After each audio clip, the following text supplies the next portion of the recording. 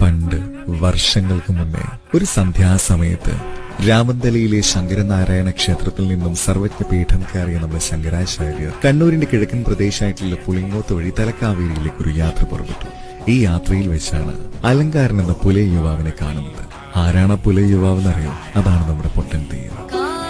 ശ്രീ ശങ്കരാചാര്യരെ പരീക്ഷിക്കാൻ വേണ്ടി സാക്ഷാൽ പരമശിവൻ ചണ്ഡാളനായിട്ട് ഭൂമിയിൽ അവതരിച്ചുവെന്നാണ് ഐതിഹ്യം പറയുന്നത്. അങ്ങനെ ഇരുവരും ചേർന്ന വാഗ്വാദത്തിൽ ശങ്കരാചാര്യർ തന്റെ തെറ്റ് മനസ്സിലാക്കുകയും അന്ന് അർദ്ധരാത്രിയിൽ അഹങ്കാരം വെടിഞ്ഞ് പുലയനോടൊപ്പം ഒരു ദിവസം താമസിക്കുകയും പിറ്റേത്തെ ദിവസം യാത്ര ആരംഭിച്ചപ്പോ വഴി ചോദിച്ചപ്പോ ചണ്ഡാളൻ എന്താ പറഞ്ഞെന്നറിയോ?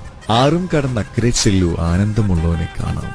ഇപ്പോഴും രാമന്തലിയിലെ ശങ്കരനാരായണ ക്ഷേത്രത്തിൽ നിന്നും കാട് കയറി പുളിങ്ങോം വഴിയെത്തി പുളിങ്ങോത്തിൽ നിന്ന് നേരെ തലക്കാവേരിയിലേക്ക് കാട് കയറി പോകുമ്പോൾ അർദ്ധരാത്രിയിലും കേൾക്കാമത്രേ പൊട്ടൻ തെയ്യത്തിന്റെ 8 ദിക്ക് പൊട്ടുമാറുമുള്ള പൊട്ടിച്ചിരികൾ.